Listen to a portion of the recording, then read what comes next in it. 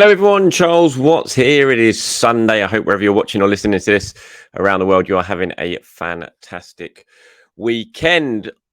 We're 8 days now into the interlull. 7 days. Actually, it was 7 days today, wasn't it? That fantastic win for Arsenal against Manchester United at the Emirates last weekend. Who could forget that? I was just talking to someone about that, actually, about how great that day was. Still can't flick past that Gabriel Jesus goal if it pops up on my timeline at the moment. And so, only 7 days to go to Arsenal are back in action against Everton next weekend. Of course, that was a game that was going to be being played on the Saturday, but it's now been switched to the Sunday. Arsenal heading to Goodison Park. Can they finally get that Goodison Park hoodoo off their chest? Fingers crossed they can. They didn't manage it last year. A horrible, horrible day up on the blue half of Merseyside last season. That 1-0 defeat in Sean Dyche's first game in charge. Arsenal going to face exactly the same sort of thing at Goodison next weekend. Hopefully they are better equipped to deal with it and they put in a better performance than they did last weekend. We've got quite a few things to talk about today, even though it is Sunday, even though it's relatively quiet. Of course, we'll talk about Nicolas Pepe, who has now finally left Arsenal. It has been confirmed by the club.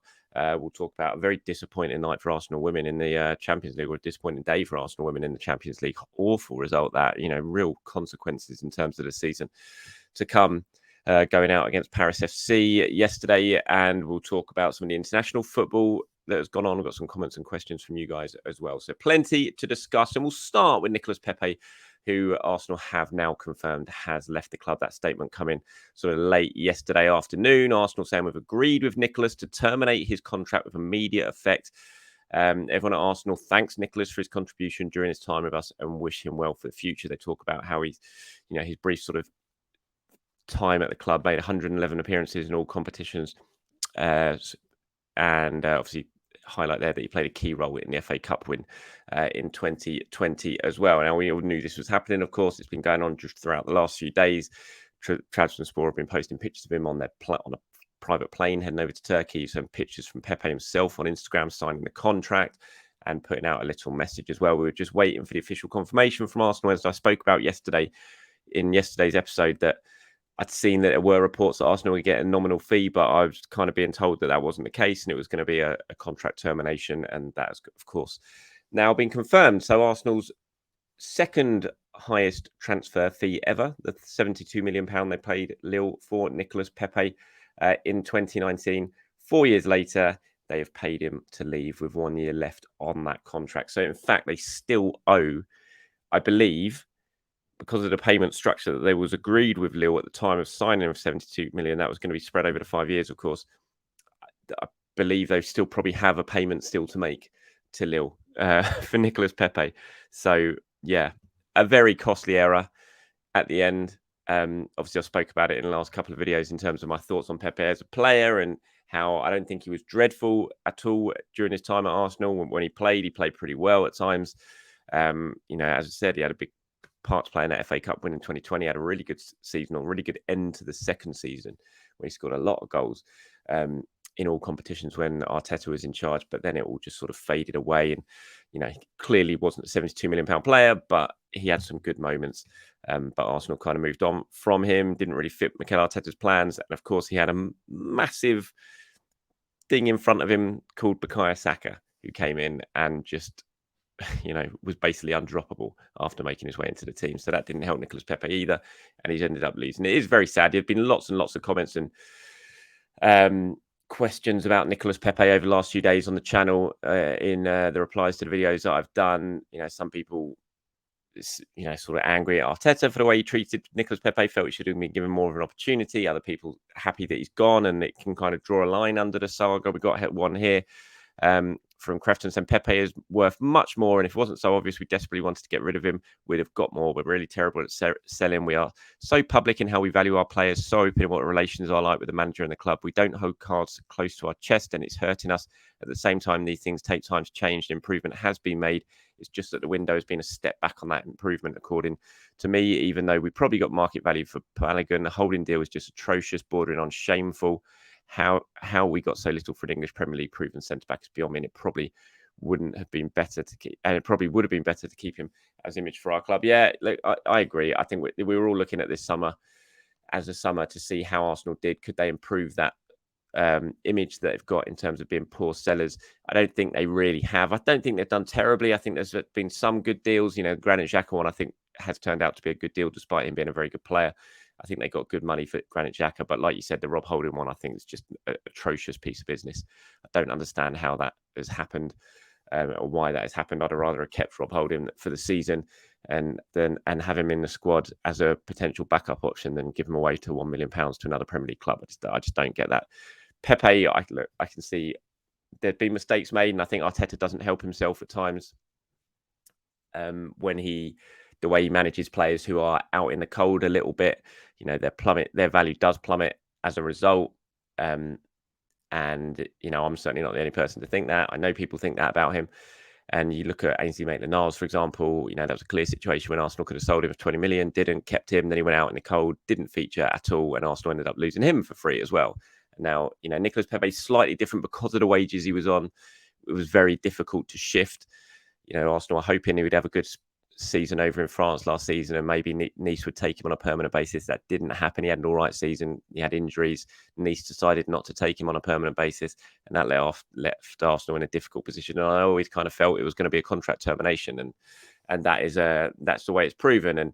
And I think when you kind of look at Arsenal's summer in terms of selling, they got in about sort of just over £80 million. I think £85 million for players, which isn't bad, but it could have been better. I think they certainly wanted to bring in over £100 million. And I think the big key to that is just Kieran Tierney. I think you add a £25 million, £30 million sale of Kieran Tierney into the mix and onto that sort of sales sheet, and then you're taking it to around sort of £115 million in terms of money received. And I think it looks an awful lot better. And, Arsenal started the summer expecting to sell Kieran Tierney and bringing in 30 million odd quid.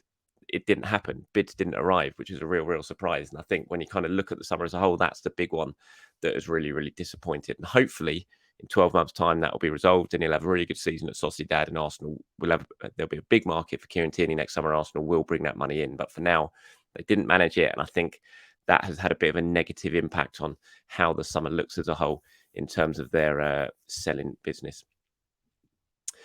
Okay, let's quickly go on to international matters now. Yesterday, and Zinchenko, really good day for him and for Ukraine. 1-1 draw with England. So you had Zinchenko on one side, you had Declan Rice and Bukayo Saka starting on the other side. You obviously had Eddie Nketiah and Ramsdale as unused substitutes on the bench. Zinchenko opening the scoring for Ukraine. Really emotional day for them, for him. You could see what that goal meant to everyone in the stands and to the players, especially. And to Zinchenko, there's a lovely picture here. If you're watching this on YouTube, you can see it of Zinchenko when he was celebrating up to the camera screen. You've got his wife shared a picture of his daughter watching from home, and that celebration that he did with a little heart symbol, was dedicated to his daughter. Really lovely touch from him, and you could see what it meant. It was a lovely goal as well from Zinchenko, such a quality player. England did go on to equalise through Kyle Walker. Brilliant goal, actually. Great ball from Harry Kane. Lovely finish from Kyle Walker, and it finished 1-1. Probably a deserved scoreline, really. I thought England dominated possession, didn't really do too much with it. I thought Ukraine deserved their point. I didn't think Ukraine didn't offer up. Mudryk was so poor. Well, he wasn't. He kind of was poor, but Kyle Walker was just absolutely immense. It was honestly like a men versus boys type contest. Whenever Mudryk tried to square him up and go 1-on-1, Kyle Walker was just so dismissive of him. He just knew that he had him, and that Mudryk wouldn't be able to get past him. And it was men against boys sort of stuff, that. And Mudryk's toils, I suppose, since he's moved to Chelsea and didn't move to Arsenal, certainly continue. But I'm still convinced he's a very good player. And had he gone to Arsenal, it would have been a completely different story for what's happening for right now. So that was a good result for Zinchenko. Really interesting game here. Japan versus Germany. I don't know if you saw the result, and if you're watching this on the screen, you can see right now Japan winning 4-1 in Germany. So it was Tomiyasu versus Havertz. Havertz was playing as the 9 for Germany. Tomiyasu was playing as the left-sided centre-back for Japan. Played really well, Tomiyasu. Japan winning 4-1 in Germany. What a remarkable result that was. 9 months before Germany kick off Euro 2024 at home, of course, in Germany. A dreadful result for them. Real pressure on Hansi Flick, the manager. The stats are amazing. I don't know what Germany were doing defensively. I haven't seen the game, but when you look at the stats, Japan had 14 shots, Germany 11. 11 of Japan's 14 shots were on target. It's either really clinical from Japan in terms of their finishing, or just really poor defensively from Germany, just allowing Japan such quality of chances that they've got. 11 out of 14 on target. And when you look at Germany, 68% possession, Japan 32, Germany 754 passes, Japan 366. Absolute kind of smash and grab when you look at that and you look at the results. But fair play to Tomiyasu. Had a really good game, actually, Tommy, when you look at the stats and his numbers. Likes that left-sided centre-back role when he plays for Japan. They play him there a lot. He does very, very well there. And obviously didn't give Kai Havertz much at all. I'm not sure Kai Havertz got much service, to be honest. But we're kind of hoping Havertz might have got himself a goal or, got himself a win to lift his confidence levels. I'm not sure that's going to happen after a 4-1 home defeat, and lots of pressure on Germany now ahead of their second game of the international break. But great day for Tomiyasu. I'm sure he'll be very, very happy with himself. Okay, we've got to talk about Arsenal women's result yesterday. Absolute hammer blow. I can't really put it into words how disappointing this result is. Arsenal going out of the Champions League in the qualifying rounds after a penalty shootout defeat to Paris FC over in Sweden. Dramatic game. Arsenal finding themselves 2-0 down, conceding 2 goals in the space of a minute early in the second half. They fought back. Alicia Russo scoring her first goals for the club. Got an injury time equaliser as well for BT to make it 2-2. Went to extra time. Paris got themselves back in front. Then Russo scored again to make it 3-3 and take it to penalties. Russo then missing a penalty in the shootout. Arsenal losing it 4-2. And they're out. Unbelievable before even the qualifying, getting through the whole qualifying round stages. So no group stages for Arsenal, and big hammer blow to the club. For Jonas Eidevall as well. He spoke about it. He said the important thing is that you don't let this define you. Let the other things define you in the game. What you take with you from this game, and that we send a message that we support each other all the way. I want to say the same to our supporters. You guys have been brilliant for us all 2 seasons since I've been here. Now more than ever, the players need that support and do that because they've given everything on the pitch. I think they're a little bit unlucky today that we don't get the result, and they need the support so we can go strong into the season together. With the investment Arsenal have put into this club, with the plans they had this season for all of the Champions League games to be played at the Emirates, to go out and not get to the group stages, for all of the planning the club have put on and the sort of financial investment that they've done with the signings they've brought in, it's a really disappointing result for everyone. And I'm sure everyone at the club will be really disappointed, and they're going to have to bounce back very, very strongly for this. Of course, it probably will help them when it comes to the WSL campaign without European competition to sort of focus on. They're going to the Conti Cup now, but that's just going to be scant consolation. After what Arsenal did in the Champions League last season, that brilliant run through to the semi-finals, those amazing days at the Emirates, those nights at the Emirates, everyone would have been focusing on bringing those back, and and the plans are in place to bring those back and to go out the way they did. Yeah, it's just an absolute disaster for them, and it's going to take them an awful lot of time, you'd think, to get over it, but they're going to have to get over it quickly and concentrate on the league when it comes around. I mean, the timing of this is not, you kind of looking at it and think, how can this be fair, really?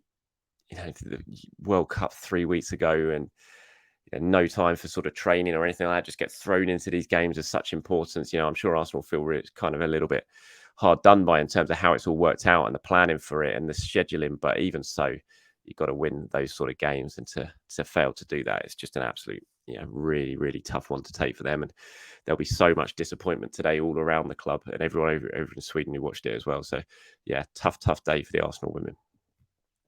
Okay, a few questions and comments before we cut this one short. We've got one from MP Stevens. Says, hi, Charles. I don't want to invite any unnecessary criticism on our Rolls Royce, but sometimes Saliba's positioning is very worrisome, and nobody seems to mention it. What I love that after years we finally have centre backs we can be proud of, and I think a lot of Saliba's amazing last ditch tackles could have been avoided entirely if his position was better, like that one against Crystal Palace. I love him, but he's certainly not as perfect as people make out. Love to hear your thoughts. Well, he's certainly not perfect, but I mean, how's Saliba now? 21? I don't think he's 22 yet, so of course he's not perfect. He's only been playing top level football for a couple of years. The fact he's been playing for a couple of years only and he's producing the performances he's producing is just unbelievable, really, and it shows that he is a generational defender. But of course he's not perfect. He's just going to get better and better and better. Imagine Saliba when he's 28, when he's got 7 or 8 years experience playing behind him, when he's Van Dijk's age, to be someone like that experience. You think of the great Italian centre backs, what age they were and how good they were when they got to their 30s, your Chiellini's, all those sort of players, Cannavaro. Saliba, the world is his oyster in terms of how good he can be. He's 21 years old and he's doing what he's doing now. Yes, there'll be little errors there. There'll be errors of judgment, like you said, positioning errors. But that's all things you learn as you get older and you continue to play and you continue to get top level experience against the best strikers in the game. He's just going to get better and better. I cannot even comprehend how good Saliba is going to be when he's 28. If he stays injury free, if nothing happens to him and he can continue to sort of progress as he's progressing now, when he's 28, he's going to be an absolute. I cannot see there's going to be a better defender in world football when he's 28 years old than Saliba, given the attributes he's got and given how good he is playing now at such a young age. So, yeah, I don't think it's anything to worry about. Of course, there are slight little areas in his game, but my thoughts on the situation are that you just got to accept that because he's such a young centre back, but he's just going to get better and better. And the good thing is, although he makes these a few errors positionally, he's got that recovery pace like we saw against Crystal Palace, like we saw against Mbappe last season when he made that tackle against him when he was playing for Marseille. He's got that unbelievable recovery pace where he can get himself back and sort of make up for that slight maybe positional error that he's made that has allowed the striker to get goal side of him. Here's one from Zach. Says, Havertz's agenda is getting old. He isn't the tip of the sword at Arsenal. People are expecting him to be the next Messi or something is unrealistic. He's becoming a workhorse for us. His stats are easily comparable to Xhaka's best season at Arsenal without the goals. And to be fair, he could have had a few and should have had at least one. He's adjusting well to his position and new teammates as well. He's come from an absolute club in turmoil and arriving at the second best team in the league with young upcoming talent. He's not the big fish in our pond, so people need to stop thinking he is. I think that's a really good comment. That's why I put it up. I didn't want to really talk about Havertz in today's episode because obviously we've done so much talking about Havertz and I had my say on it yesterday, how everyone seems to just be turning everything, no matter what the conversation seems to be turning to Havertz. I just think it's really unfair. But I thought this was such a good comment from Zach. It deserved a bit of an airing, I thought, because he's exactly that. He is, he's not been brought in to be this absolute goal machine stroke creative machine. He is obviously this new type of team that Mikel Arteta is trying to build. He kind of is this kind of more workhorse type player. Like you said, his stats in terms of recoveries, running, distance covered, all of that sort of stuff is right out there with Xhaka's. The only big difference is the goals. And obviously that's a big difference because he is playing in a position where he needs to score. And he probably should have had 3 or 4. Could have easily had 3 or 4 this season. Had he done that, I don't think anyone, had he taken those chances, I don't think anyone would be piling on the way they are to him. So he just needs, as I've said, he just needs these big moments. He needs to take a couple of chances, relax a little bit in front of goal, take a chance. If he does that, I think the rest of his game is there and then he'll kick on and then people will stop talking and focusing on him quite so much. So well done, Zach. I thought that was a really, really good comment. Here's one that from Robin says, Brazil's fans surprised at how good Big Gabby performed is killing me. Like he's been easily Brazil's best centre-back for the past 18 months and they didn't give him a chance. I'm not sure if he's been Brazil's best centre-back. I mean, he might be. I can't, off the top of my head, I'm not quite sure who all the other Brazilian defenders are, but there's plenty of good ones. But yeah, I do agree. I saw that he's getting a lot of praise for his performance over in Brazil. But yeah, I don't see why anyone should be surprised at that. We've seen it all. Second half of last season, I thought Gabriel was better than Saliba before Saliba's injury. I thought Gabriel was exceptional in the second half last season, produced real top-level performances, and he's a top-level player. I think that's why we're all so desperate to get him back in the team this season and so shocked that Mikel Arteta wasn't playing him. Hopefully that's changed now, and we're going to see Saliba and Gabriel, for a long time playing at centre-back for Arsenal together. Now he's back in the team. But, he deserves so much plaudits, Gabriel. I just think he's a fabulous player. He's excellent defender. He's cut out a lot of the errors that he used to make that were sort of costly when he kind of had a bit of sort of brain freeze type moment. He's really limited that now. He's calm. He's a leader. He's a real handful in both boxes as well. You saw the part he played in Declan Rice's goal against Manchester United. He's just a handful. He occupies defenders from set pieces. And if he's not the one getting on the end of them, he's causing trouble. And that can give sort of space to other players to take advantage of it. So yeah, fabulous player, Gabriel. Delighted that he seems to be back in the team now. And long may that continue. Hopefully this injury that he picked up for Brazil isn't anything serious. And he'll be back to play against Everton a week today. All right, that's it from me, everyone. Thank you very much for your time. As always, I really do appreciate it. And I do have a very good end to your Sunday, wherever you're watching this or listening to it around the world. I hope you have a fantastic end to your weekend. I'll speak to you again tomorrow. Have a good one, people.